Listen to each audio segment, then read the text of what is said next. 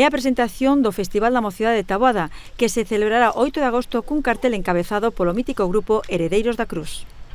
Que dicir deles? Un grupo histórico do rock galego que marcou as xeracións e xeracións de galegos e galegas e que ademais garda unha vinculación especial con Taboada, porque haberá cerca de 30 anos, lóxicamente, cando era un grupo pois non tan consolidado, viñeron a unha das primeiras festas da mocidade e sempre quedou ese recordo colectivo da actuación dos Heredeiros e, por tanto, o desexo de que volvan. Tamén se subirá un escenario quinquillada aos residuos atractivas, rastreros e de Palangans. A Deputación apoia este evento cunha chega de 15.000 euros. Facémolo basicamente por dúas cuestións. Unha, porque estamos promocionando a cultura galega, polo tanto, eso é importante, estámoslo facendo ademais a través da parte lúdica, do lecer, pero que ademais, e segunda cuestión importante, é que este tipo de eventos contribúen a dinamizar económica e socialmente unha vila durante a súa celebración. Son moi importantes porque teñen ese compoñente